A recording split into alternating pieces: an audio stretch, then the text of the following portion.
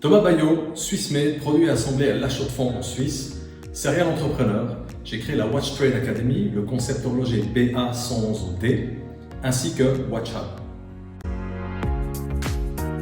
En fait, tout a commencé en faisant la file à la poste pour aller retirer un paquet. Quelqu'un derrière moi m'a interpellé en me disant « Ouais, elle est jolie votre montre ». On a engagé la conversation 2 minutes dans la file. La personne m'a retrouvé dans le bottin. Il m'a contacté 2 jours plus tard en me disant « Écoutez, je ne dors plus, il faut absolument que je vous achète vos produits ». Ce que j'ai compris là, c'est que finalement la puissance justement du bouche à oreille peut être codifiée. Et on a lancé le projet il y a quelques mois en mettant à disposition quelques montres au poignet de certaines personnes clés. Et on se retrouve quelques mois après, il faut dire, en période de Covid, c'était pas facile, avec plus de 1000 montres vendues et 0 investissement marketing. Pourquoi? Justement, c'est la puissance du modèle. Les gens eux-mêmes poussent la marque, portent la marque et on vit d'aller plus loin. Avec Popcell, c'est une histoire qui remonte à il y a 3 ans. On s'est rencontré avec le management et on a tout de suite évidemment bien cliqué. Moi, j'avais perçu la puissance de leur modèle C2C en incitation quelque part de développement de réseau. Et quand je leur ai présenté l'idée du concept Affluent Door, ambassadeur, influenceur, vendeur, chez eux, il y a tout de suite eu un écho par rapport à ce qu'on devait faire ensemble. Et il a paru très clairement que nos collaborations pourraient donner naissance à un nouveau modèle de développement économique très puissant. Grâce à l'application Popcell, on va pouvoir enfin codifier l'ensemble des interactions.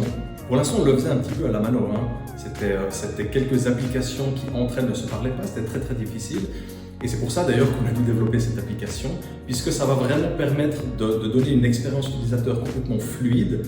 Les gens vont pouvoir vraiment maintenant entrer dans la marque, prendre possession de la marque. D'ailleurs, ce qui est très intéressant, c'est que le site internet va quasiment disparaître. C'est une nouvelle approche. Il n'y a plus un seul site de la marque, c'est plus du one-to-all, comme on dit en anglais.